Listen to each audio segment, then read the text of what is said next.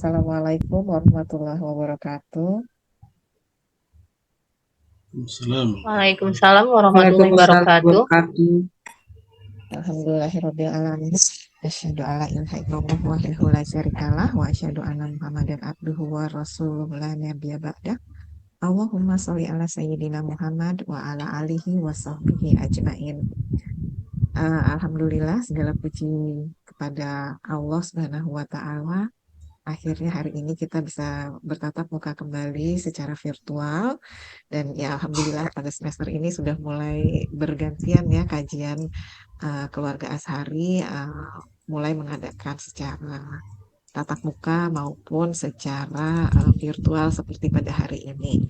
Salawat dan salam marilah senantiasa kita sanjungkan kepada junjungan kita, suri tauladan kita, manusia yang paling mulia, Nabi kita, Nabi besar kita, Rasulullah Muhammad Sallallahu Alaihi Wasallam. Allahumma sholli ala sayyidina Muhammad. Dan mudah-mudahan kita sebagai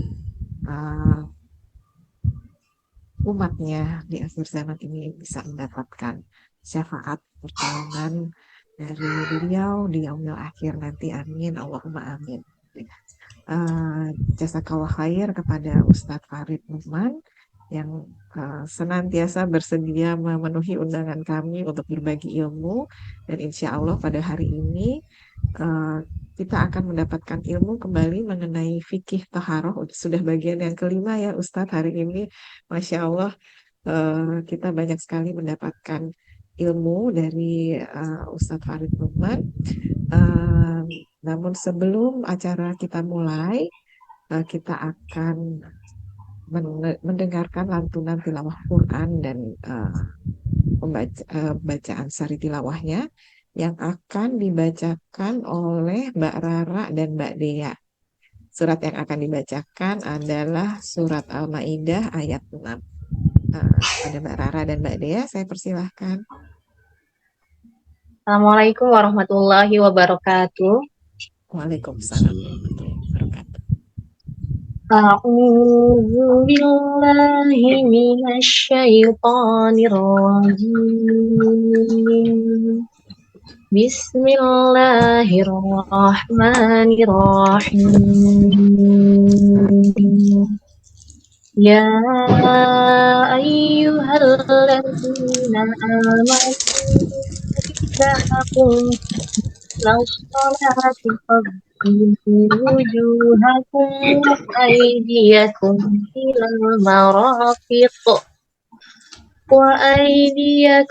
ilal marafiq wamsahu biru'usikum wa arjulakum ilal ka'bayn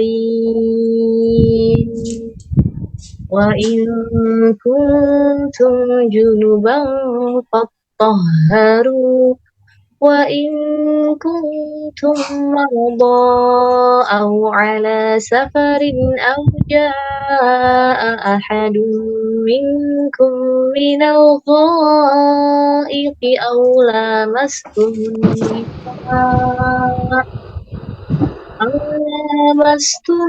nisaa falam tajidu ma'an fatayammamu sa'idan thayyiban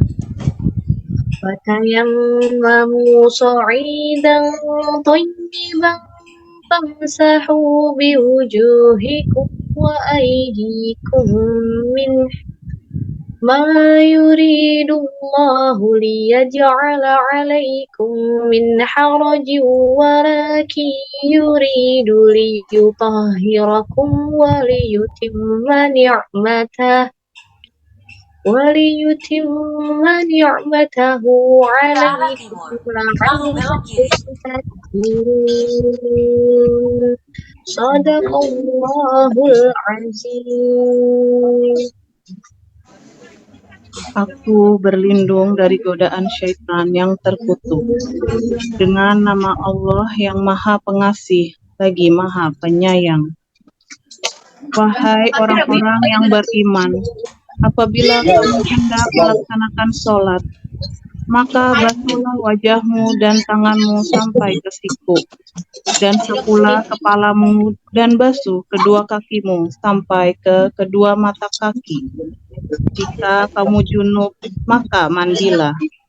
Dan jika kamu sakit atau dalam perjalanan, atau kembali dari tempat buang air, atau menyentuh perempuan, maka jika kamu tidak memperoleh air, maka bertayamumlah dengan debu yang baik atau suci. Usaplah wajahmu dan tanganmu dengan debu itu. Allah tidak akan menyulitkan kamu, tetapi Dia hendak membersihkan kamu dan menyempurnakan nikmat-Nya bagimu agar kamu bersyukur. Maha benar Allah dengan segala firman-Nya. Assalamualaikum warahmatullahi wabarakatuh. Waalaikumsalam warahmatullahi Waalaikumsalam wabarakatuh. warahmatullahi. Alhamdulillah. Ya, terima kasih jazakumullah khair Mbak Rara dan Mbak Dea. Mudah-mudahan apa yang dibacakan bisa menambah keberkahan pada pertemuan kita pada pagi hari ini. Baik ya, bagi yang membaca maupun yang mendengarkan, semuanya insya Allah mendapatkan keberkahan dari setiap huruf yang dibacakan tadi. Tanpa berpanjang kata, sepertinya saya akan langsung mempersilahkan Ustadz Farid Nu'man untuk memulai materinya pada pagi hari ini. Sebelumnya mungkin saya mau tanya Mbak Ika dulu, apakah Mbak Ika sudah bisa bersuara? Bisa dites dulu suaranya Mbak Ika? Oh, belum bisa. Belum ya. Baik, nggak apa-apa. Baik, silahkan Ustadz. Iya. Suara saya masuk nggak? Masuk Ustaz. Masuk terdengar Ustadz. Iya.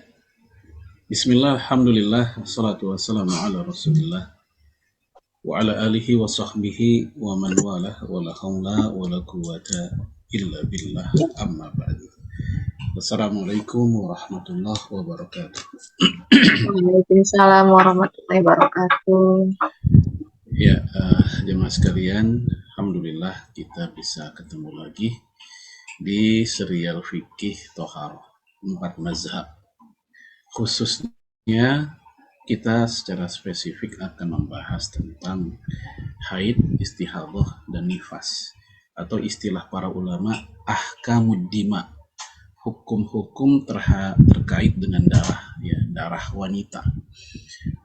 Para ulama seperti Imam Ibnu Hajar Al-Haytami mengatakan ini salah satu ilmu yang fardu ain diketahui oleh kaum muslimah, bukan fardu kifayah, karena masing-masing perempuan muslimah ini harus tahu apa yang terjadi pada dirinya, ya, khususnya terkait dengan hukum-hukum darah wanita.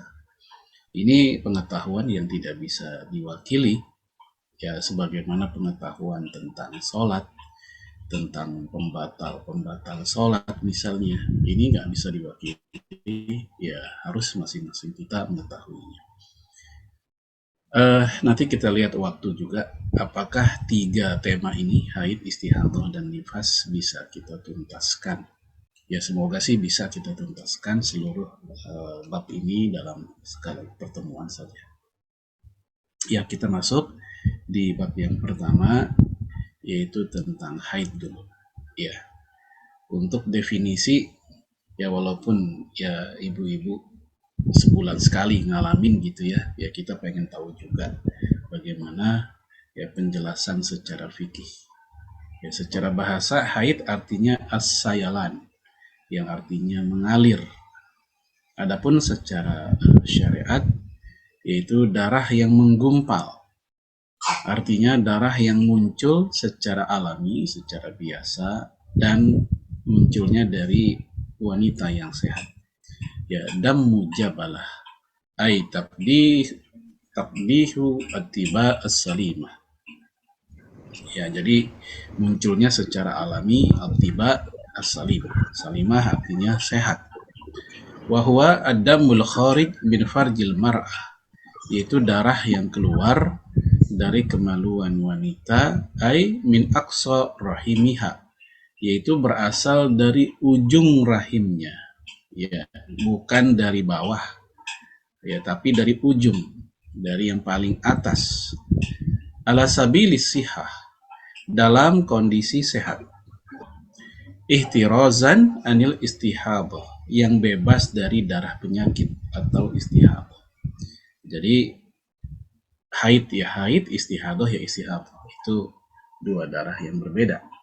Min ghairi sababil wiladah, yang keluarnya bukan karena sebab melahirkan.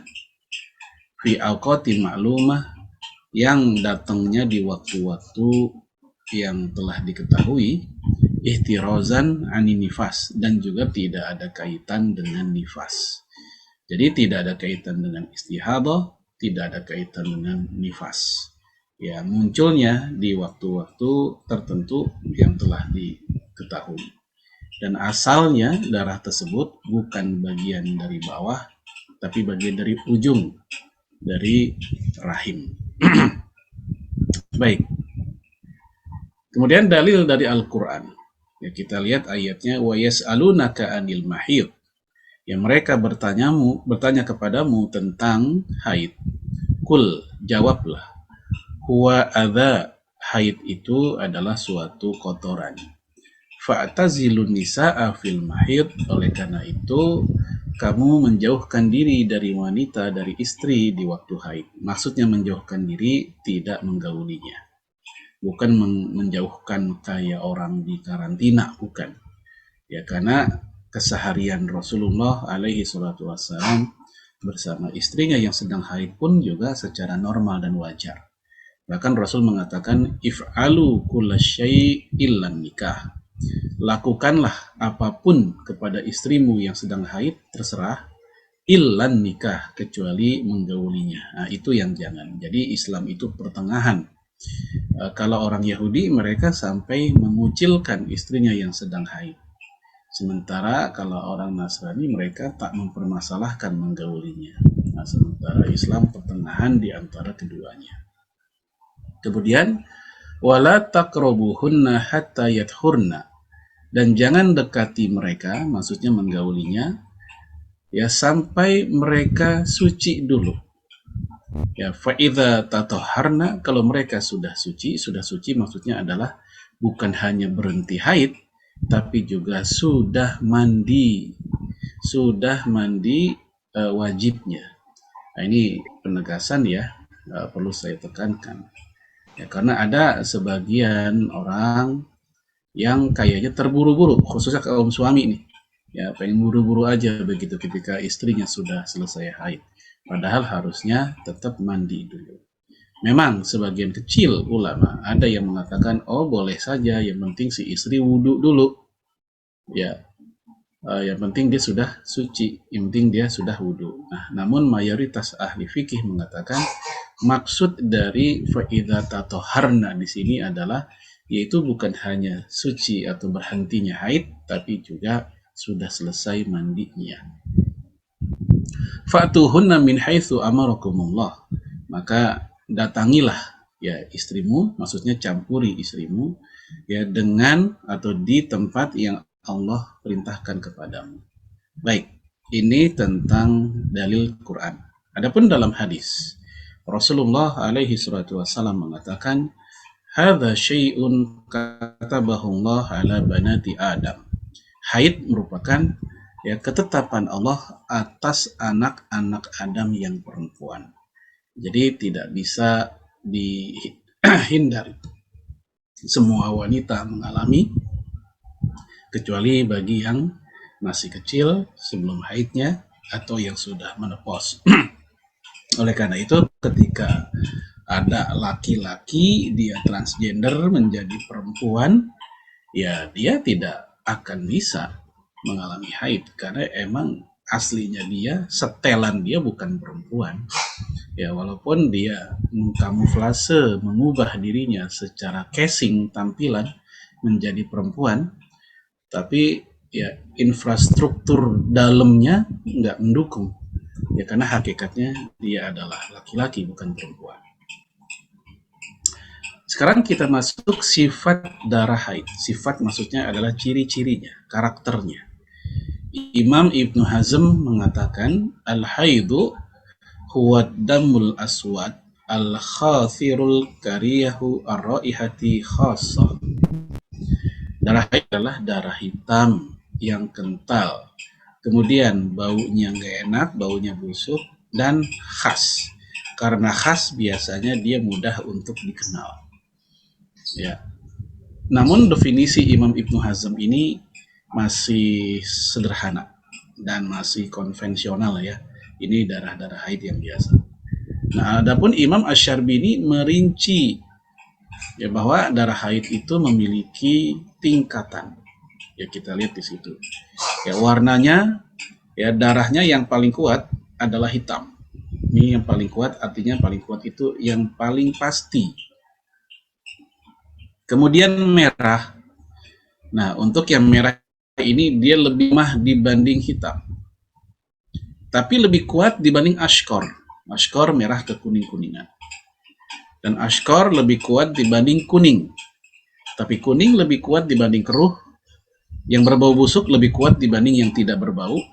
Dan yang tebal lebih kuat dibanding yang tipis dan hitam. Nah, ini warna-warna ini biasanya mengalami perubahan di satu siklus, ya, baik karena faktor karena awal itu biasanya masih kehitaman, lagi banyak-banyaknya di hari kedua, biasanya hari ketiga. Tapi menjelang selesai, itu biasanya sudah berubah, ya sudah berubah menjadi merah kehitaman atau kuning atau keruh. Namun dia masih disebut sebagai haid karena keluarnya di waktu-waktu periode haidnya. Nah, itu. Jadi tidak selalu hitam ya, tapi juga ada yang keruh, yang merah kekuningan misalnya. Nah, itu biasanya karakter darah haid ketika menjelang selesai. Gitu. Ya kita lanjut lagi. Nah, bagaimana kuning dan keruh di hari haid? Apakah dia dihitung masih haid? Iya. Kita lihat dhahaba jumhurul fuqaha ila anna sufrata wal qudrata fi ayamil haid haidun. Menurut mayoritas ulama bahwa kuning dan keruh yang terjadi di hari-hari haid adalah tetap haid. Li'annahu al-asl fima tarahu al-mar'atu fi zamanil imkan. Karena pada dasarnya itu adalah yang mungkin bisa dilihat oleh wanita saat itu. Wali anna Aisyah radhiyallahu anha kana nisaa yab'atsna ilaiha bidurjati fiha al-kusufu fihi as-sufra wal qudrah. Ya, dalilnya dulu ada kaum wanita yang mendatangi Aisyah sambil membawa potongan kapas. Kalau sekarang pembalut. Yang mana di kapas itu terdapat kuning dan keruh. Ya, fatululah, maka Aisyah pun berkata kepada kaum wanita itu, la ta'jalna, jangan terburu-buru, jangan tergesa-gesa merasa suci. Hatta al-qasata bayda, sampai terlihat ya cairan putih. Nah, kalau udah putih, udah nggak lagi keruh, udah nggak lagi kuning, maka itu sudah selesai. Nah, kadang ada juga wanita yang udah selesai sebenarnya, tapi kok muncul lagi barang setetes, dua tetes, kayak flek begitu. Ini apa? Nah, itu bisa jadi itu merupakan sisa haid. Dihitung bukan sedang haid. Ya, dia sudah tidak haid karena emang itu keluarnya bukan di waktu-waktu siklus haidnya. Ya, itu adalah sisa haid darah yang mungkin sebelumnya belum keluar, ya baru keluar di masa-masa dia sudah selesai. Hal itu mirip, mungkin kalau ibu-ibu yang sudah nikah ngalamin ya, hal itu mirip seperti, mohon maaf, air mani suami yang udah masuk ke rahim perempuan misalnya, tahu-taunya ya ketika udah mandi, udah cebok segala macem, tahu-taunya kok kayak keluar lagi, ini apaan gitu kan. Nah, itu bisa jadi sisa air mani yang belum tuntas dibersihkannya. Sehingga status si ibu tersebut, dia tetap suci, dia nggak dibilang junub atau apa, karena dia sudah mandi. Ya setelah hubungan dia mandi, ya udah beraktivitas sehari-hari seperti biasa, tahu-tahu kayaknya kok ada yang keluar. Itu nggak lagi dikatakan dia sedang junub. Nah sama, ya ini darah haid ini mungkin belum semuanya keluar. Ya akhirnya dia baru keluar ketika di hari-hari setelah haidnya selesai. Maka dihitung dia tetap sudah suci. Gitu. Nah, ada pandangan lain dari Malikiyah dan juga salah satu pendapat golongan Syafi'iyah bahwa ya hal itu sudah bukan haid walaupun di waktu-waktu haid, kuning dan keruh itu. Alasan mereka karena kuning dan keruh bukanlah warna darah, sementara haid itu adalah darah. Ya, haid itu adalah darah. Kuning dan keruh bukan warna darah. Maka ketika haid, di hari-hari haid, ya keluarnya adalah kuning dan keruh, maka itu ya tidak lagi termasuk haid. Baik, itu merupakan pendapat minoritas. Nah, kalau kita ingin lebih hati-hati, saya pribadi lebih menyarankan mengambil pendapat mayoritas bahwa itu tetap dihitung sebagai hari haid walaupun sudah kuning dan keruh, berdasarkan apa yang dikatakan oleh Aisyah. Ya, kita punya sandaran dari apa yang dijelaskan oleh Aisyah radhiyallahu anha. Kemudian kita masuk konsekuensinya apa sih bagi wanita haid? Ya. Imam Ibnu Hazm mengatakan, famata zoharo min farjil mar'ati lam yahilla laha an tusalliya. Ini yang pertama. Maka di saat nampak haid dari kemaluan wanita, maka tidak halal baginya sholat. Tidak halal berarti apa? Terlarang. Maka seorang wanita haid ketika dia enggak sholat, itu sebenarnya lagi melakukan ketaatan. Karena ketaatan itu kan bukan hanya melakukan perintah, tapi juga menjauhi larangan. Maka di saat perempuan lagi haid, dia enggak sholat, dia justru mendapatkan pahala karena dia sedang melakukan ketaatan kepada Allah, yaitu menjauhi larangan. Wala antasum, juga terlarang untuk berpuasa. Wala an tatufa bil bait, dan juga terlarang tawaf. Dan perempuan haid terlarang untuk tawaf. Ini sepakat 4 mazhab. Wala ayata'aha zaujuha, dan terlarang pula ya suaminya menggaulinya. Kecuali dalam keadaan tidak tahu. Ya tidak tahu kalau itu sedang haid, ya ternyata dikirain belum gitu ya. Kemudian mereka menggauli si suami menggauli istrinya. Maka yang seperti ini tidak ada kafarat apapun karena tidak tahu. Wala sayyiduha fil farj. Ya, ini sama ya. Illa hatta tara at-tuhra. Ya kecuali sampai dia suci. Nah, di sini hanya 4 yang terlarang. Kenapa? Karena inilah yang disepakati. Adapun larangan lain seperti larangan masuk ke masjid, larangan baca Quran, larangan megang Quran, ya. Ini larangan-larangan yang diperselisihkan para ulama. Ya, sebagian fuqaha mengatakan wanita lagi haid untuk berdiam di masjid itu boleh. Ya, sebagian mengatakan tidak boleh. Ya, nanti kita lihat, seingat saya ini juga ada pembahasannya secara khusus.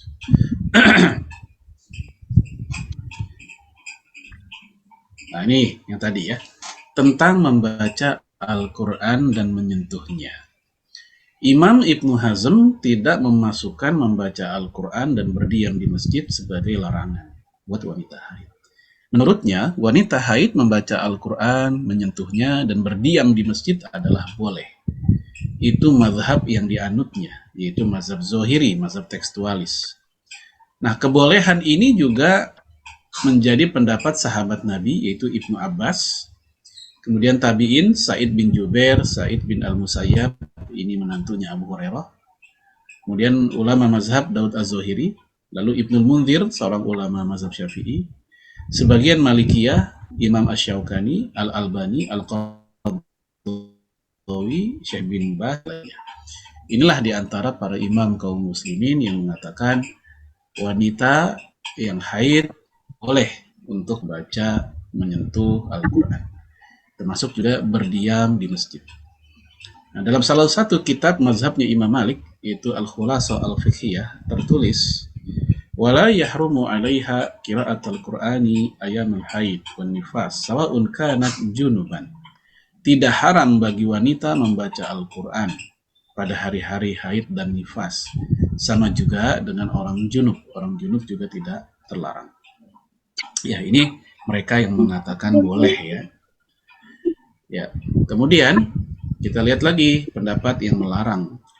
Bahwasanya wahwa qaulun aktsaru ahli ilmi min ashabin nabi alaihi salatu wassalam wa tabi'in wa man ba'dahum. Bahwa pihak yang melarang itu adalah pendapat mayoritas. Baik terlarang baca Quran, nyentuhnya, atau berdiam di masjid. Itu pendapat mayoritas. Baik dari kalangan sahabat Nabi, tabi'in, dan orang-orang setelah mereka. Misal seperti Sufyan al-Thawri wa Ibnul Mubarak wa Syafi'i wa Ahmad wa Ishaq.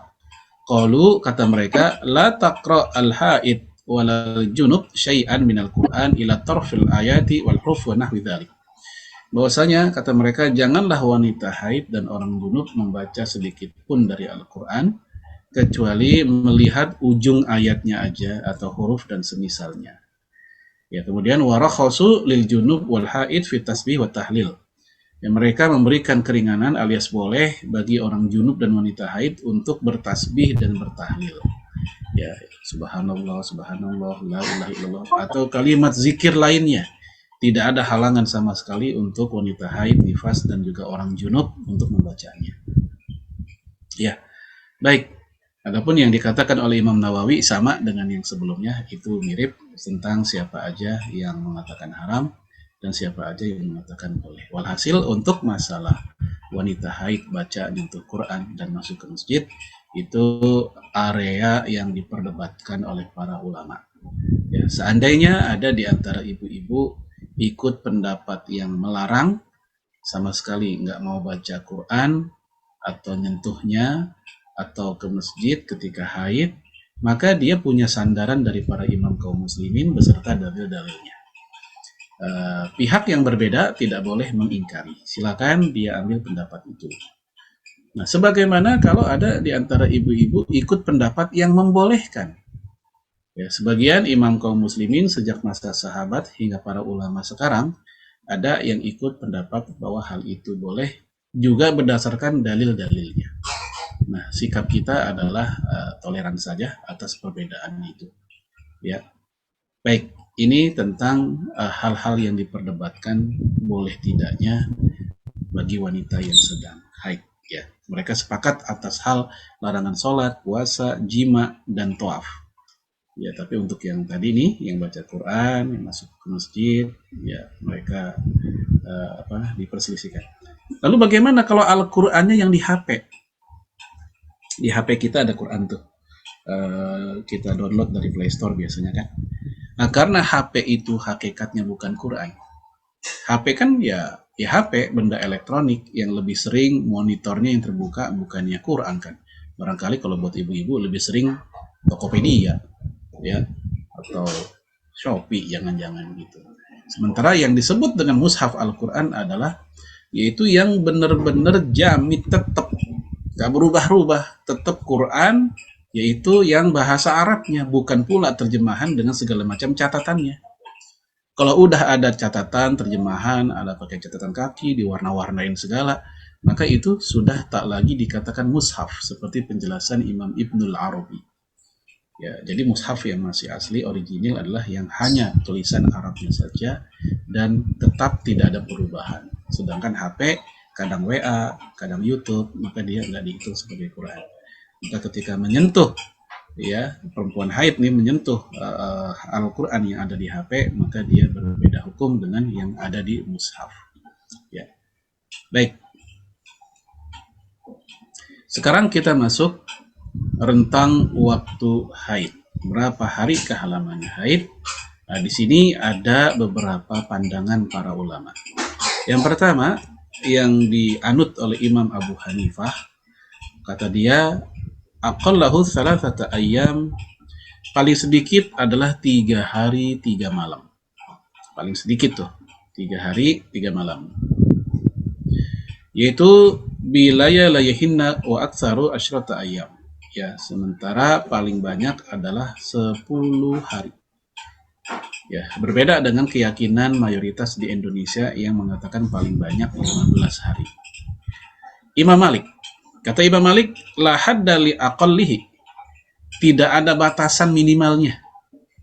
Ya, mau 1 detik, 2 detik, mau 1 jam, dia lihat udah nggak keluar lagi, ya udah berhenti, selesai udah. Falau ra'at ya buk'ata kana haidhan, jika dia lihat ada gumpalan darah, ya maka dia haid. Kalau nggak ada, ya berarti lagi nggak. Ya nggak ada minimalnya. Wa aktsaru 15 yauman. Adapun maksimal adalah 15 hari. Imam Syafi'i dan Ahmad mengatakan aqallahu ya yaumun wa lailah. Paling sedikit, paling cepat adalah sehari semalam. Kemudian waru ya anhuma, diriwayatkan dari mereka berdua ya yaumun, yaitu sehari saja, nggak harus pakai semalam, sehari saja berarti 12 jam. Kalau di kita sehari 12 jam. Wa aksaruhu 15 yauman, dan yang paling lama adalah 15 hari. Jadi dari fikih 4 mazhab, 3 mazhab mengatakan 15 hari itu maksimal. 10 hari itu pendapat Abu Hanifah. Nah, kita mau tahu apakah ada pandangan di luar ini, karena nggak sedikit wanita yang ngalamin udah lebih 15 hari tapi kok darahnya masih keluar dengan warna darah yang sebagaimana darah haid, yaitu hitam gelap gitu, sehingga dia bingung, ini haid bukan sih, kan katanya maksimal 15 hari, ini saya udah hari ke-17, sementara darahnya pun ya kayak darah haid kemarin, nggak ada perbedaan. Kita mau tahu, mengintip pendapat Imam Ibnu Taimiyah. Ya, kita bilang mengintip, kita mau tahu nih. Syekh Muhammad Shalih Al-Munajjid berkata, wa dhahaba Syekhul Islam Ibnu Taimiyah rahimahullah ala annahu la hadda li aqallihi wa aktsarihi. Kata dia, tidak ada batas minimal dan maksimal haid. Jadi batas minimal nggak ada, maksimal nggak ada. Ini Ibnu Taimiyah. Dengan kata lain, Ibnu Taimiyah keluar dari pendapat 4 mazhab. Walaupun dia secara tradisional merupakan bermazhab Hambali. Ya. Dia mengatakan bal mata wujida bi sifatihil ma'lumah fahu haidun yaqal au katsur. Kata dia, kapanpun didapati sifat-sifat darah haid yang tadi tuh, yang merah, kehitaman, kental atau berbau gitu ya, maka yaitu haid kapanpun itu, baik keluarnya sedikit atau banyak, baik cuman tetesan atau gumpalan misalnya. Nah, ini Ibnu Taimiyah. Ibnu Taimiyah juga mengatakan wal ulama'u minhum ya man ya yahuddu aktsarahu wa aqallahu. Para ulama ada yang membuat batasan maksimal dan minimal. Tsumma yakhtalifuna fit tahdid, dan mereka pun berbeda dalam masalah batasannya. Wa minhum man yuhad ya aktsaruhu duna aqallihi. Di antara mereka ada yang memberikan batasan maksimal tapi tidak ada minimal. Wal qaulu tsalis ashah. Adapun pendapat yang ketiga yang lebih benar, annahu la hadda wala li aqallihi wala li aktsarihi. Yang benar adalah tidak ada batasan baik maksimal maupun minimal. Ini Ibnu Taimiyah. Ya. Nah, pendapat Ibnu Taimiyah ini berbeda ya dengan seluruh mazhab, sehingga beliau pernah mengalami apa istilahnya, dibully ya, di istilah kita sekarang dibully atau dikritik keras, dicela oleh para pengikut ya, para ulama 4 mazhab ya, karena dianggap berani bertabrakan dengan umumnya pandangan ulama yang sudah kita uraikan tadi ya. Namun ternyata pendapat beliau ini di zaman modern ini, Ibnu Taimiyah kan hidup di abad ke-8 Hijriah. Ya, wafat tahun 725 apa kalau nggak salah ya. Nah, abad 8 Hijriah. Sekarang udah abad 15, berarti udah 7 abad yang lalu. Jadi di masa modern, justru pendapat Ibnu Taimiyah ini banyak pula diikuti oleh para ahli fikih sekarang. Ya, mereka mengatakan pokoknya kapanpun darah haid itu keluar ya, dan warna darahnya memang bersifatkan darah haid, ya dia haid tanpa harus berpusing-pusing mikirin batasan hari. Ya. Nah, ini perbedaan pandangan ulama tentang batasan maksimal tersebut. Ada beberapa pendekatan. Ini jalan tengah ya, jalan tengah cara mengetahui berakhirnya haid seorang wanita. Nah, ibu-ibu bisa menggunakan pendekatan ini, termasuk juga buat anak-anak kita yang ABG, ya gadis-gadis kita yang ABG yang baru haid.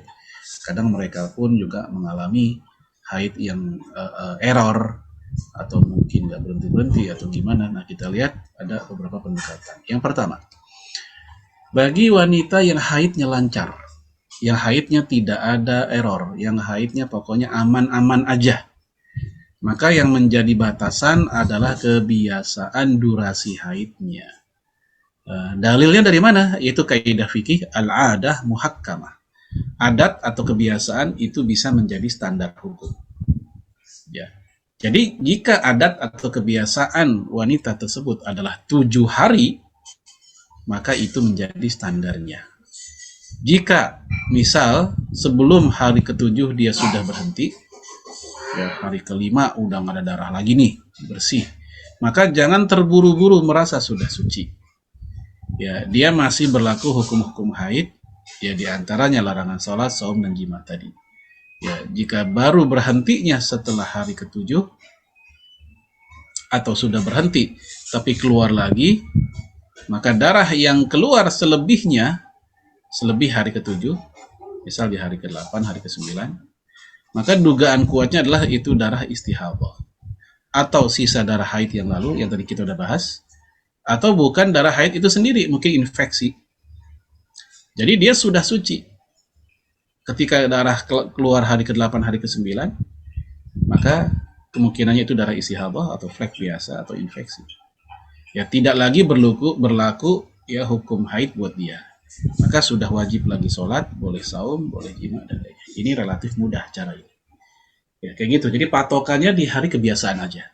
Jika berhenti sebelumnya, ya maka jangan buru-buru merasa sudah selesai. Lanjutkan saja sampai tuntas hari ke-7. Nah, kebalikannya, ketika baru berhenti di hari ke-9 atau muncul darah lagi di hari ke-9 misalnya, maka tetap patokannya di hari ke-7 tadi. Nah, bisa jadi darah yang keluar di hari 8 9 itu adalah sisa haid atau mungkin istihadah, mungkin infeksi atau flek infeksi gitu. Tapi ini bagi yang haidnya lancar. Yang kedua, itu bagi wanita yang haidnya error, yang ngaco lah, ya kadang 2 hari, ya kadang malah sehari pagi nih muncul, sorenya udah bersih lagi. Ini gimana nih? Ya, maka untuk yang seperti ini cara pendekatannya adalah dengan memperhatikan warna darahnya, sebab darah haid itu sudah dikenal. Adapun maksimal menurut jumhur ulama yang tadi kita bahas itu 15 hari. Selebihnya adalah istihadah atau penyakit. Ya kita lihat hadisnya, fa innahu damun aswad yu'raf. Ya, apabila darah haid maka darah itu berwarna hitam dan dikenal. Fa idza kana dzalik fa amsiki anis shalah. Apabila darah itu ternyata demikian, yang hitam itu, fa amsiki anis shalah, maka janganlah kamu sholat. Fa idza kana al-akhar, nah apabila darah itu berwarna lain, fal tawaddai wa sholli, maka wudulah dan sholatlah. Nah, ini dalil begitu jelas. Jadi patokannya lihat pada sifat atau warna darahnya. Kalau betul hitam, maka tahanlah dari sholat. Tapi kalau warnanya lain, ya maka sholatlah, wudulah dan sholatlah. Ya. Karena apa? Karena darah lain itu kan bukan haid. Ya, sehingga nggak perlu mandi. Yang mandi itu kalau udah selesai haidnya. Tapi ya, ini cara kedua. Buat wanita yang haidnya error, maka patokannya adalah pada warna darahnya. Yang ketiga, bagi wanita yang tadinya teratur, ya tadinya stabil, lalu berubah jadi error haidnya gara-gara obat, gara-gara KB, gara-gara stres, ya macam-macam lah. Maka pendekatannya pertama adalah dengan mengikuti kebiasaannya dulu. Seperti poin pertama, Kenapa? Karena sebab pada awalnya memang dia teratur kan. Ya, pada awal teratur. Maka ikuti patokannya sesuai hari kebiasaannya dulu. Ya, ini sebagai antisipasi bahwa dia masih teratur. Tapi jika akhirnya error juga, maka barulah dengan cara mengenali sifat darahnya tadi. Sebagaimana hadis Abu Daud yang tadi sudah kita baca. Ya, lalu berobatlah atau konsultasi dengan dokter agar kembali normal. Baik, ini yang model ketiga. Wanita yang tadinya normal, lalu kemudian ada situasi tertentu yang membuat dia ngaco haidnya, maka patokan pertama sesuai hari kebiasaan. Kalau ternyata sesuai hari kebiasaan tidak bisa karena muncul darah lagi dan segala macam yang bikin error tadi, barulah dia lihat ya sesuai dengan sifat darah haidnya. Baik, Ibu sekalian, ini tentang cara mengetahui atau 3 pendekatan cara mengetahui berakhirnya haid. Ya, selesai bab pertama tentang haid. Kita masuk bab kedua, istihadhah.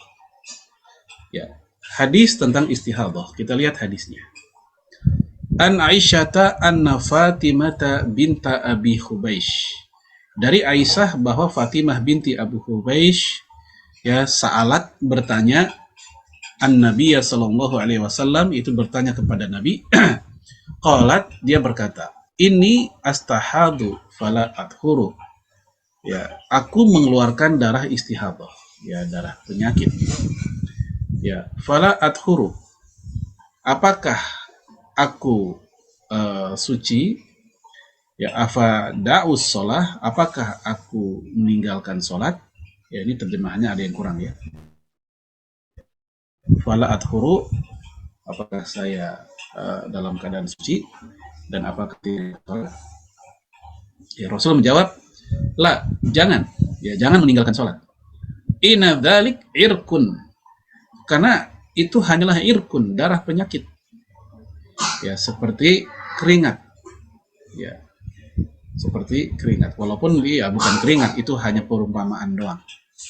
Ya, karena keluarnya dari urat. Ya, darah yang keluar dari urat, dari pembuluh darah. Walakin da'is sholata qadral ayyam. Ya, tinggalkanlah sholat selama masa-masa hari haidmu saja. Allati kunti tahidina fiha. Ya, tsumma iktasili wa sholli. Nah, kalau itu selesai haidnya barulah mandi dan sholat. Nah, di sini kita lihat bahwasanya Rasulullah alaihi salatu wasallam tetap menyuruh dia sholat kalau sekedar darah istihadhah.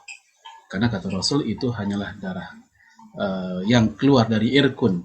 Irkun itu pembuluh darah. Ya, bukan yang keluar dari apa tadi?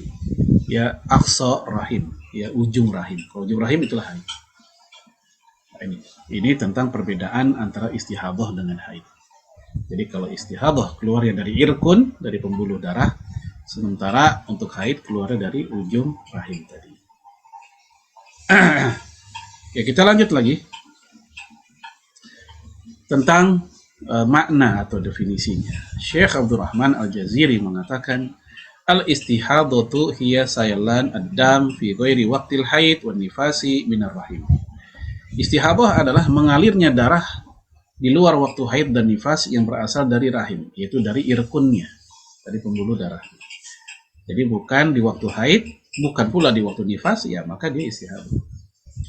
Dalam Al-Mawsu'ah disebutkan saylan ad-dam fi ghairi awqatihil mu'tadah min marad. Mengalirnya darah di luar waktu-waktu biasa, ya, baik karena sakit, wa fasadin min irkin, atau darah rusak yang keluar dari irkun yang bernama azil, ya yusamma al-adil. Apa irkun atau adil? Al-adil adalah keberadaannya di rahim bagian terdekat, bukan ujung. Karena kalau haid kan ujung. Sedangkan darah haid keluarnya dari ujung rahim. Nah, inilah yang tadi dikatakan irkun, itu dari pembuluh darahnya itu. Sebagian ulama menyebut darah penyakit, sedangkan haid darah sehat.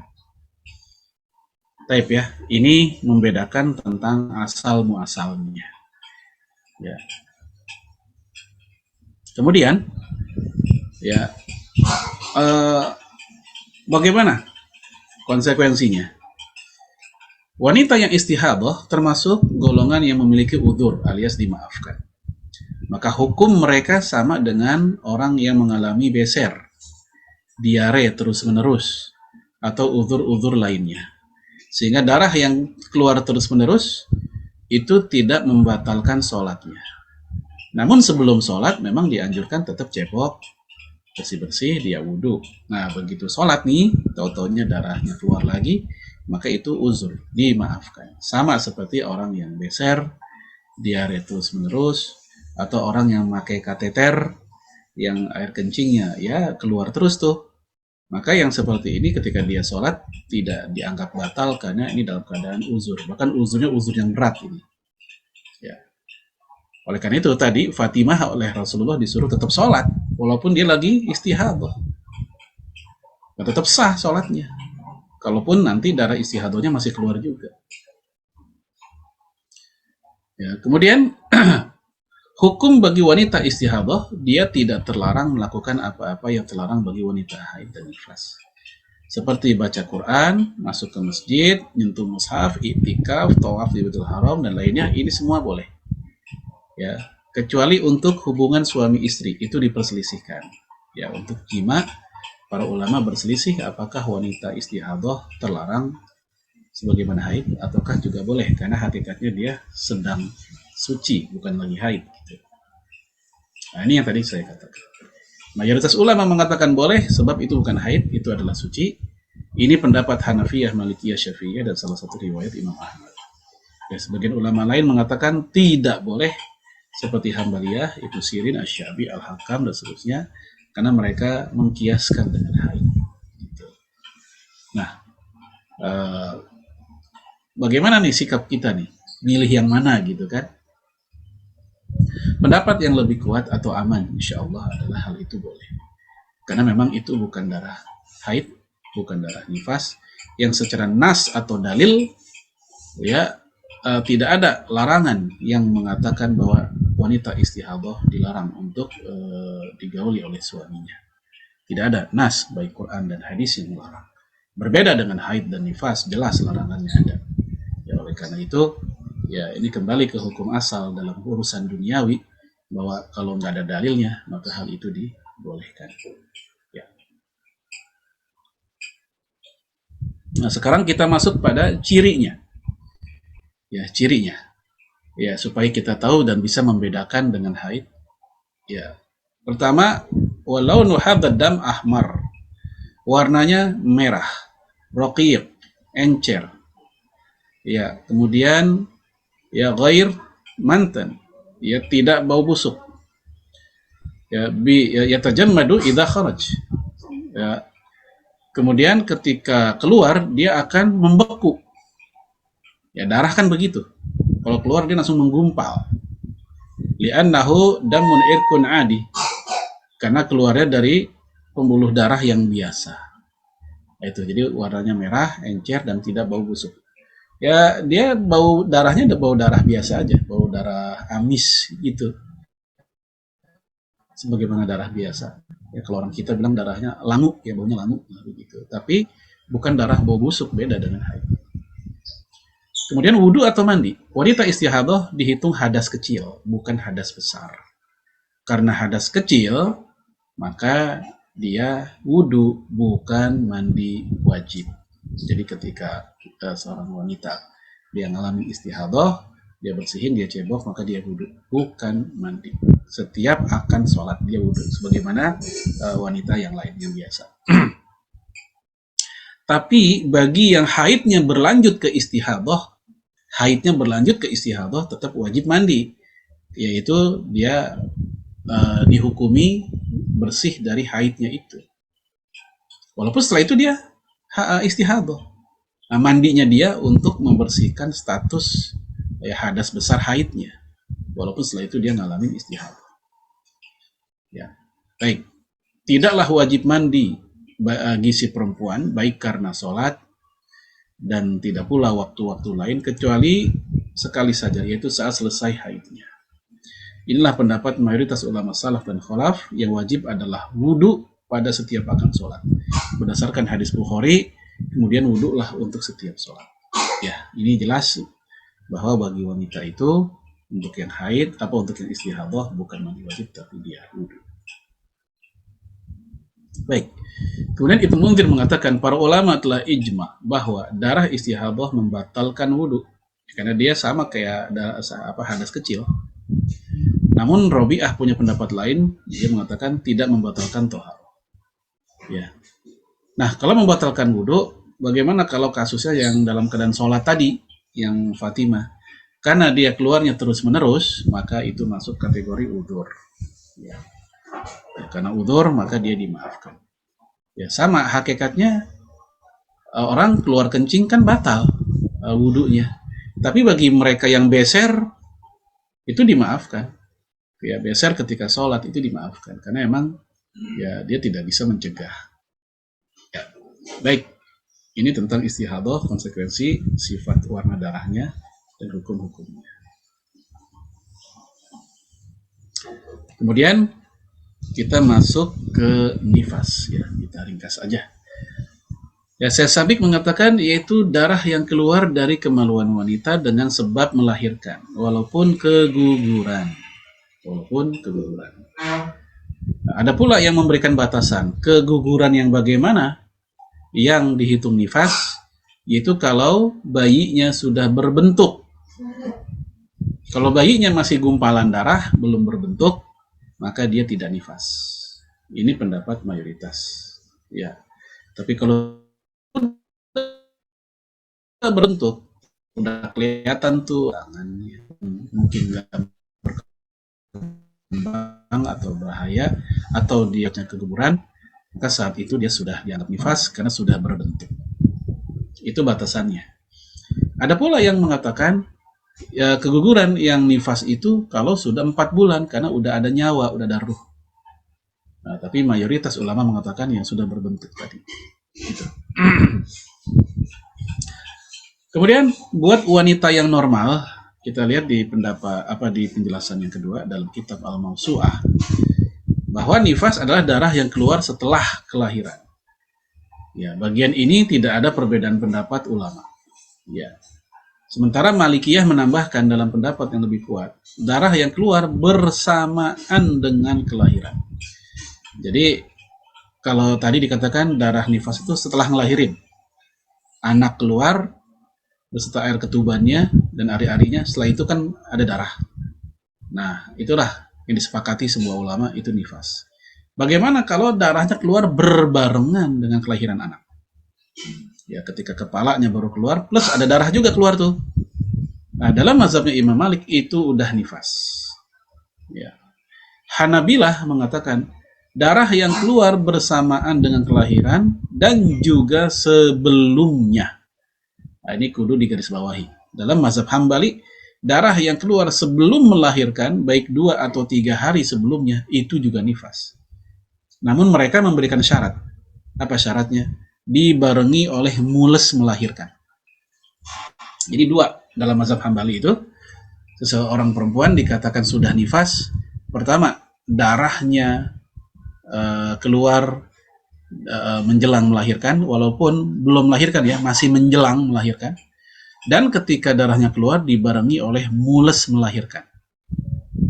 Kalau darah saja tanpa mules, maka itu flek biasa. Mules saja tapi belum ada darah, maka ya belum dikatakan nifas. Bagian ini berdampak pada hukum sholat nantinya. Kan kadang ada perempuan yang bingung, dia udah mules kanan kiri, nggak bisa diem, sakit gitu. Nah, kepikiran, duh sholat saya gimana nih? Nah, yaudah lihat aja, udah darah keluar belum? Belum, berarti dia belum nifas. Dia masih wajib sholat. Ya.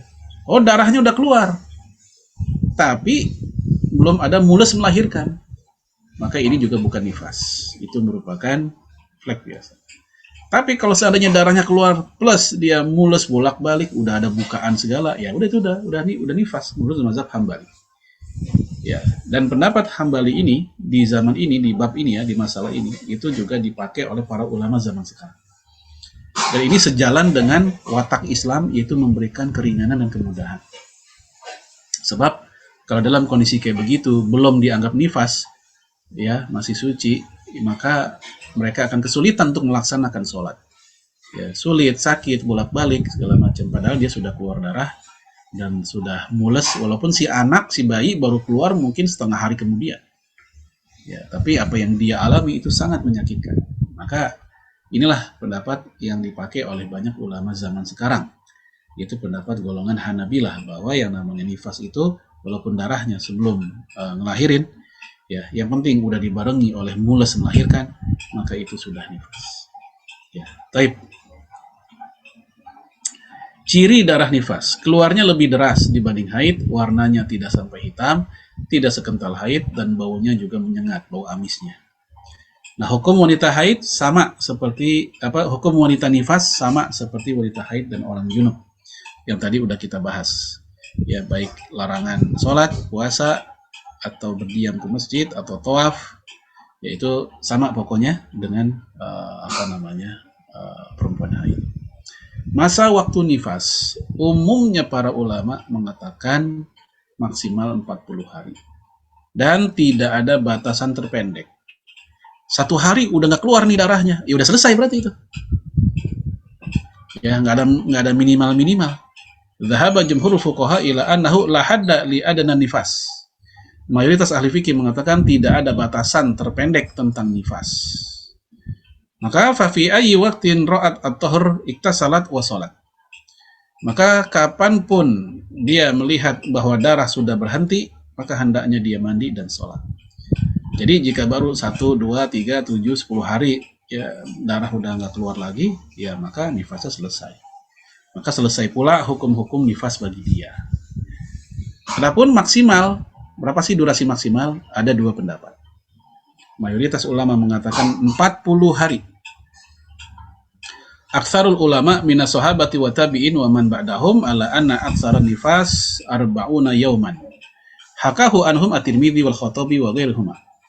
Ya, mayoritas ulama dari kalangan sahabat, tabi'in, dan generasi setelah mereka mengatakan bahwa nifas paling lama 40 hari. Hal ini diceritakan oleh Imam Tirmidzi, Al-Khattabi, dan lainnya. Ya, dalilnya dari mana? Kita lihat di situ. Saya sabik cerita hadis dari Ummu Salamah. Pada masa Rasul, kaum wanita yang nifas duduk-duduk saja selama 40 hari. Maksudnya apa duduk saja? Nggak sholat. 40 hari. Ya. Kemudian At-Tirmidzi mengatakan telah ijma para ulama sejak masa sahabat, tabi'in, dan setelahnya bahwa wanita yang nifas mereka meninggalkan sholat selama 40 hari. Kecuali jika mereka mendapatkan suci sebelum itu, maka hendaknya dia mandi dan sholat. Maksudnya kalau sebelum 40 hari udah berhenti, ya udah. Ya berarti emang itu orang, itu perempuan secara khusus dia pribadi nggak sampai 40. Karena nggak sama masing-masing perempuan. Ya, jika dia melihat ada darah lagi setelah 40 hari, maka mayoritas ulama mengatakan jangan tinggalkan sholat setelah 40 hari. Berarti apa? Itu dianggap bukan nifas kalau setelah 40 hari. Ya, ini pendapat pertama. Ya, pendapat kedua mengatakan 60 hari. Ya, 60 hari. Ini dia. Imam Abu Ishaq As-Shirazi mengatakan nifas paling lama adalah 60 hari. Ya, berkata Al-Muzanni 40 hari. Dalil apa yang kami katakan adalah apa yang diriwayatkan oleh Al-Auza'i. Dia berkata, wanita-wanita kami nifas selama 2 bulan. Ya, 2 bulan tentu adalah 60 harian. Dan dari Atha Asy-Sya'bi, Ubaidillah bin Hasan, Ambari, Al-Hajjaj bin Al-Ta'ah bahwa nifas adalah 60 hari dan tidak ada batas minimal.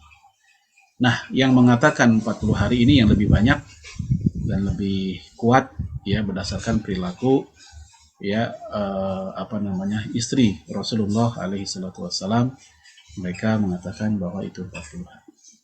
Baik, ini tentang haid, istihadah, dan nifas.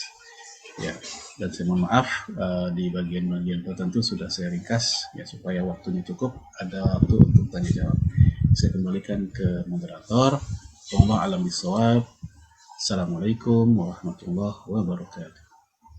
Waalaikumsalam warahmatullahi wabarakatuh. Alhamdulillah. Jazakallah khair Ustadz atas penjelasannya yang cukup rinci meskipun sudah banyak diringkas tadi Ustadz bilang ya. Sepertinya Mbak Ika masih belum bisa bersuara, jadi saya lanjutkan saja. Baik, Bapak Ibu sekalian, atau mungkin kebanyakan ibu-ibu yang hari ini hadir ya. Sudah ada yang raise hand, dan di saya juga sudah ada pertanyaan yang masuk. Mungkin saya ingatkan kembali kepada Bapak Ibu sekalian yang mau bertanya, dipersilahkan di sesi tanya jawab ini untuk menuliskan di kolom chat atau raise hand untuk mengajukan pertanyaannya secara langsung. Dan juga bagi jamaah yang berkenan untuk menyampaikan infak untuk kajian keluarga Azhari, dipersilahkan melalui media transfer yang sudah ada infonya di kolom chat juga. Baik, saya akan bacakan. Mbak Rara boleh tunggu dulu ya, karena kebetulan ini sudah ada satu pertanyaan yang masuk di saya. Saya akan bacakan dulu pertanyaan pertama. Nanti setelah pertanyaan pertama ini, saya akan persilahkan Mbak Rara untuk mengajukan pertanyaan secara langsung. Sebentar, tadi maaf, agak hilang pertanyaan. Ini Ustadz, ada pertanyaan. Bagaimana misalnya sudah mau menopause, kalau misalnya sudah mau menopause, bagaimana menentukan rentang haidnya? Mungkin untuk perempuan yang menjelang menopause kan mulai terjadi ketidakteraturan gitu mungkin ya Ustadz ya. Sudah ke dokter tapi memang tidak mau minum obat hormon. Apakah mengikuti hari kebiasaannya yang dulu atau bagaimana Ustadz? Ya, jazakallah khairan. Untuk kasus wanita yang menopause, atau menjelang menopause, yang kemudian mulai terjadi yang error-error padahal sebelumnya stabil, itu masuk pendekatan yang ketiga yang tadi kita udah bahas. Ya, yang pertama caranya adalah mengikuti dulu sesuai dengan kebiasaannya, itu dulu. Kalau ternyata kekacauan terus terjadi, barulah dilihat sifat darahnya. Kalau sifat darahnya kehitaman, maka itulah yang menjadi patokannya. Jadi enggak lagi berpatokan kepada hari kebiasaan sebagaimana di masa-masa masih stabil. Jadi itu masuk cara pendekatan yang ketiga. Jadi dilihat sesuai stabilnya dulu. Kalau ternyata tidak memungkinkan karena emang benar-benar error, nggak bisa stabil gitu, ya udah dia melihat pada sifat darahnya. Seperti yang Rasul katakan, damul haid yu'raf, darah haid itu bisa dikenali, maka itulah yang menjadi patokan. Walam bismillah. Baik, jadi kita di awal-awal mungkin beberapa bulan pertama kita ikuti dengan kebiasaan yang lama begitu ya Ustadz ya, baru setelah itu kita pelajari lagi sifat darahnya begitu ya Ustadz ya, sampai kemudian mencapai masa menopause yang sebenarnya begitu ya. Mudah-mudahan terjawab, dan saya persilahkan Mbak Rara untuk menyalakan mikrofonnya untuk mengajukan pertanyaan. Silahkan Mbak Rara. Ya, terima kasih Bu Nuni. Assalamualaikum Ustadz. Waalaikumsalam warahmatullahi. Ini Ustadz, saya mau tanya 2 pertanyaan. Yang pertama, mau tanya tentang bagaimana menurut Ustadz ahsannya kalau santriwati atau misalkan ya kita yang sedang belajar menghafal Quran atau belajar menghafal, itu kira-kira hukumnya untuk memegang Quran ketika lagi haid, bagaimana yang lebih kuat, yang mana ya Ustadz? Kalau kita dalam posisi pelajar atau penghafal Quran, pelajar yang sedang menghafal Quran. Kemudian yang kedua terkait dengan saya pernah dengar, jadi katanya kalau kita bersih di waktu asar, maka kerjakan juga sholat zuhurnya setelah mengerjakan sholat asar. Kita bersih di waktu isya, kerjakan juga sholat maghribnya juga. Itu sebenarnya seperti apa ya Ustadz? Apakah memang benar seperti itu? Yang kalau dulu aku nggak ngelakuin itu, tapi baru dengar ilmunya lagi sekarang. Nah itu sekarang dilakuin. Nah itu kira-kira mana sih? Emang itu benar gitu Ustadz? Lebih tepatnya seperti apa? Minta pencerahan. Terima kasih. Ya, jazakallah khairan. Yang pertama ya tentang perempuan haid yang lagi ada tugas ngafalin Quran, setoran hafalan, atau mungkin dia ustazahnya, gurunya gitu. Lagi haid, ini gimana gitu kan.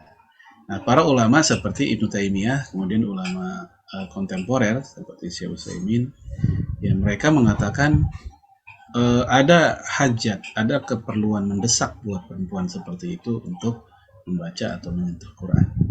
Maka yang seperti ini bagi mereka dibolehkan karena ada hajat seperti itu yang tidak bisa mereka hindari. Seperti para hafizah, ya para penghafal Quran perempuan, yang dimana Al-Quran itu udah terinstal dalam hati, dalam pikiran dia, nggak bisa dilepas.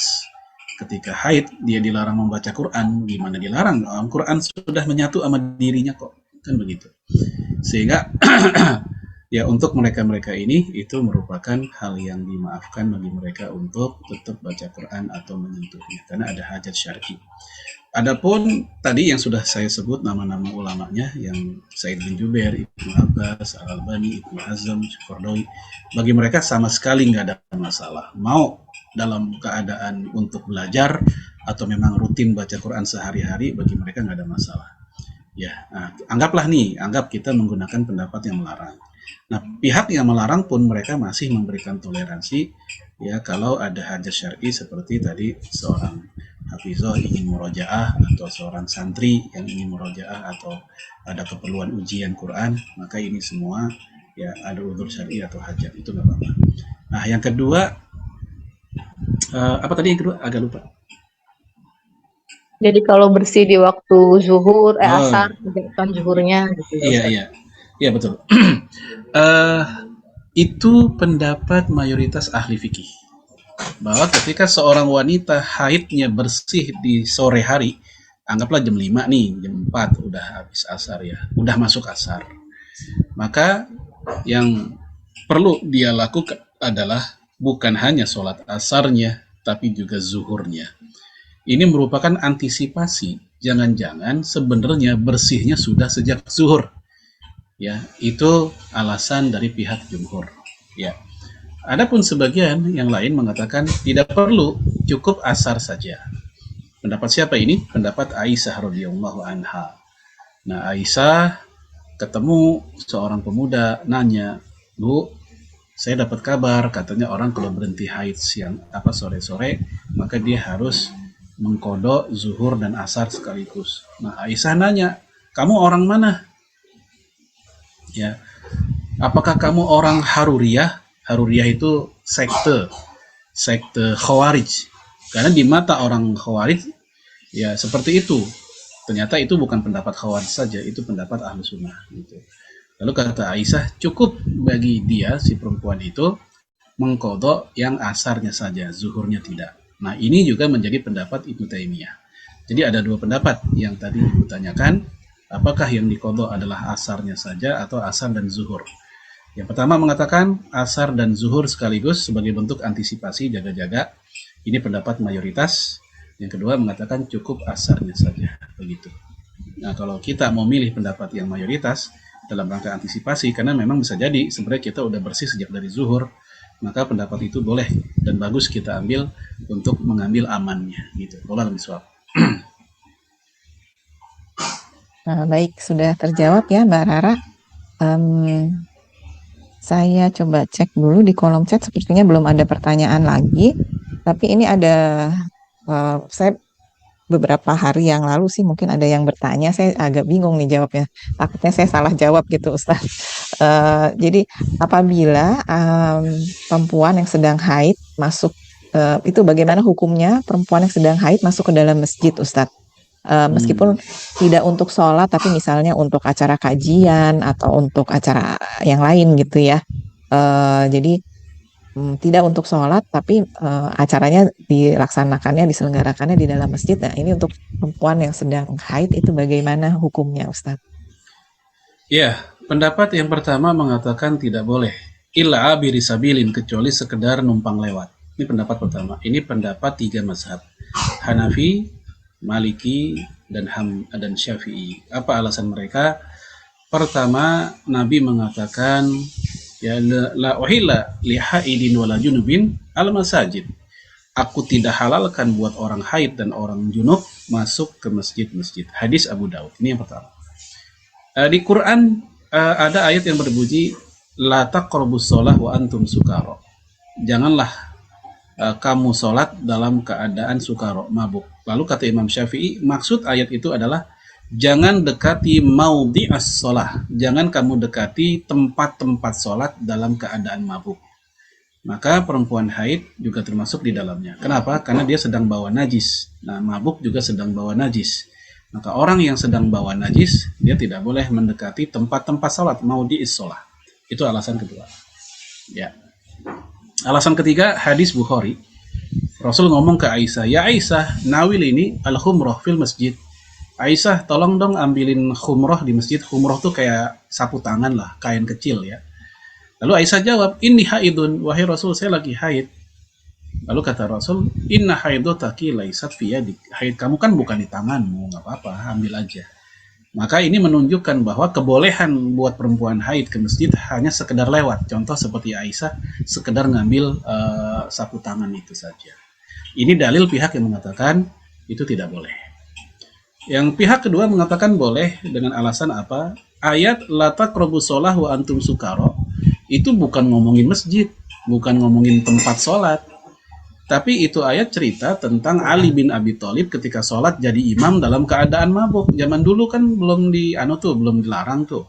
Sehingga ada sahabat Nabi yang jadi imam sholat, yaitu Ali. Ya, dia bacaannya jadi ngaco, baca kuliah ayyuhal kafirun jadi acak-acakan, la abudu mata abudun, la-nya nggak dibaca, maka turunlah ayat itu.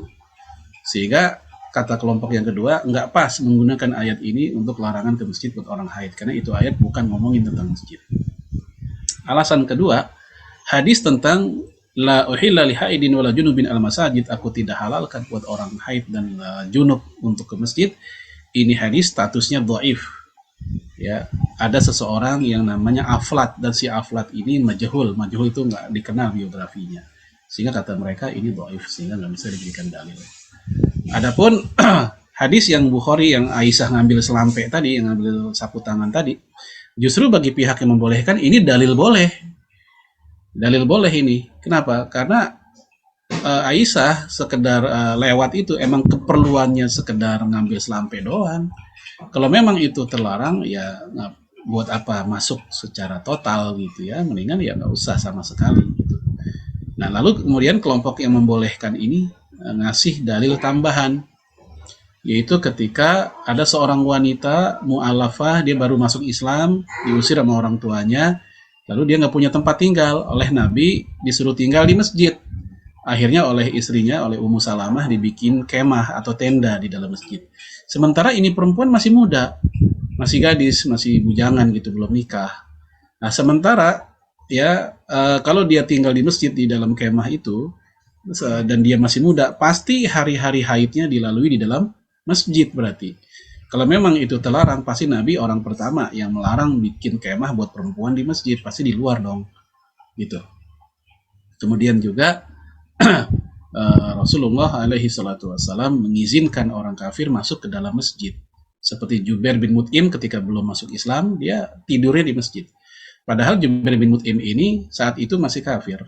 Berarti apa? Masih selalu junub. Ya, selalu junub, karena orang kafir kan nggak pernah ngalamin mandi wajib. Maka kalau non muslim aja boleh masuk masjid, masa muslimah nggak boleh masuk masjid gara-gara haidnya? Nah, itu logika atau dalil yang dibangun oleh pihak yang mengatakan boleh gitu. Jadi emang ada dua pendapat. Jalan tengahnya gimana? Jalan tengahnya adalah dia kalau pengen kajian, ini jalan tengah ya, dari dua pendapat itu. Ya, kalau dia pengen kajian, kasih space mungkin bukan di ruang utama, tapi di teras luar masjid. Karena teras luar masjid, ya, 3 mazhab mengatakan itu enggak dihitung masjid, kecuali dalam mazhab Syafi'i yang mengatakan itu masjid. Dengan demikian, si wanita ini tidak ketinggalan untuk mendapatkan pelajaran. Sebab kalau ngandelin pakai mic doang, speaker luar gitu, dia di rumah dengerin, belum tentu speakernya bagus gitu kan. Dan belum tentu semua orang mau ya mendengarkan, bisa mengganggu bagi yang lain. Maka dengan cara tadi itu merupakan jalan tengahnya. Dia silahkan, tapi duduknya nggak di dalam, tapi di teras. Karena jumhur mengatakan teras masjid tidak dihitung masjid, kecuali mazhab Syafi'i yang mengatakan itu bagian dari masjid. Itu tentang masalah wanita haid ke masjid. Allah alam bisawab. Baik, terima kasih Ustadz atas penjelasannya.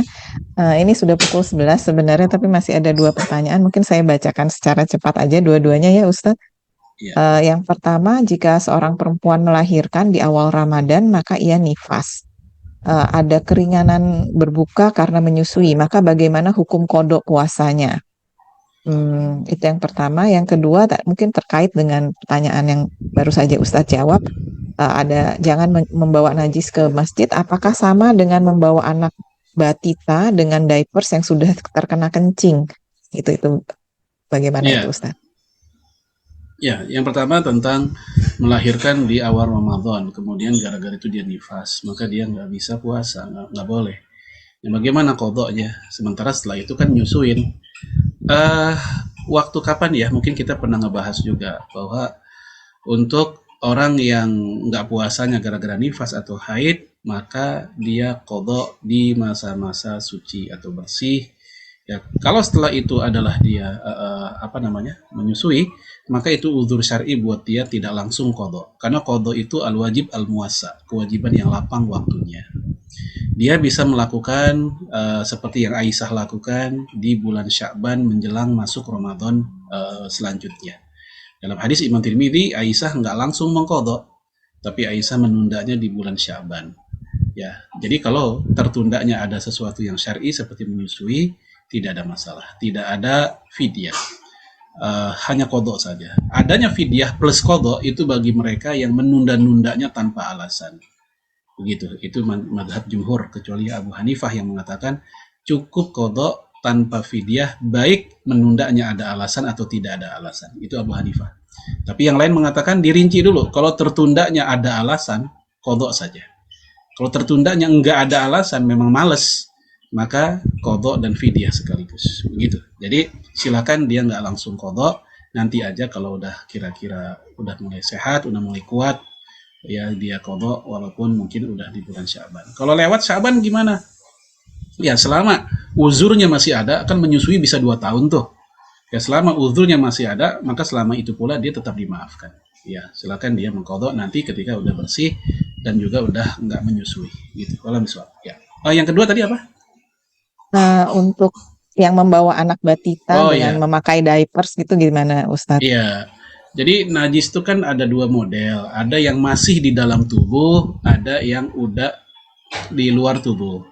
Yang masih di dalam tubuh dia nggak disalahin, dia nggak bisa dihindari. Contoh seperti anak kecil yang belum sunat masuk ke masjid. Dia ada najisnya, mohon maaf, di ujung kemaluannya, di kulupnya, tapi dia nggak bisa disalahin karena emang belum disunat. Hal itu sama hukumnya dengan kotoran yang ada di tubuh kita juga, di usus besar kita atau apa, sama itu. Nah, yang kedua, najis yang di luar, yang udah keluar, inilah yang ya terlarang bagi dia. Maka hendaknya dia cebok dulu atau bersih-bersih. Seperti orang masuk ke masjid dalam keadaan celana ada ompolnya, celana ada najisnya, atau bayi yang pampasnya ada kotorannya belum dibersihin, ya sebagaimana perempuan haid begitu, yang membawa najis di situ walaupun dia menggunakan pembalutnya dan nggak kececeran begitu. Maka yang seperti ini dianjurkan memang untuk dibersihkan dulu, ya dibersihkan dulu, dikeluarin dulu. Nah kalau udah bersih silakan dia masuk begitu. Cukup ya. Ya, baik, alhamdulillah. Saya rasa juga cukup pertanyaan dari ibu-ibu sekalian. Mudah-mudahan terjawab pertanyaan-pertanyaan tadi. Kita akan akhiri acara hari ini, kajian kita hari ini. Saya mohon perkenan dari Ustadz untuk memimpin doa penutup. Tapi kita istighfar dulu. Astagfirullahaladzim. Astagfirullahaladzim. من كل ذنب عظيم ونتوب إليه حمدا شاكرين حمدا نعيمين حمدا يوفي نعمه وفي مزيده يا ربنا لك الحمد كما ينبغي لجلال وجهك الكريم وعظيم سلطانك اللهم صل وسلم على نبينا محمد وعلى آله وصحبه أجمعين اللهم تقبل منا صلاتنا وقيامنا وجميع عباداتنا يا مجيب السائلين اللهم أعز الإسلام والمسلمين وذلة الشرك والمشركين وذلة الكفر والكافرين ودمر أعداءك أعداء الدين وشتت شملهم وفرج جمعهم وزلزل أقدامهم وزلزل نفوسهم يا قهار يا رب العالمين اللهم انصر إخواننا المستضعفين اللهم انصر إخواننا المظلومين اللهم انصر إخواننا المجاهدين في كل مكان في كل زمان خاصة في فلسطين وغزة يا الله يا رب العالمين اللهم اغفر للمسلمين والمسلمات والمؤمنين والمؤمنات الأحياء منهم والأموات إنك سميع قريب مجيب الدعوات يا قاضي الحاجة رب اغفر لنا ولوالدينا وارحمهم كما ربونا صغارا ربنا آتنا في الدنيا حسنة وفي الآخرة حسنة وقنا عذاب النار وصلى الله على نبينا محمد وعلى آله وصحبه وسلم سبحانك رب العزة عما يصفون وسلام على المرسلين والحمد لله رب العالمين Alhamdulillahirrahmanirrahim. Jazakallah khair Ustadz Farid yang sudah bersedia menyediakan waktunya pada pagi hari ini berbagi ilmu dengan kita semua. Mudah-mudahan ilmu yang disampaikan oleh Ustadz Farid ini bisa bermanfaat untuk kita semua, bisa diamalkan oleh kita terutama kaum ibu ya. Dan insya Allah segala keberkahan ilmu bisa tercurah kepada kita yang hadir pada kajian pagi hari ini. Saya tutup dengan membaca doa kafaratul majelis. Subhanakallahumma wa bihamdika asyhadu an la ilaha illa anta astaghfiruka wa atubu ilaik.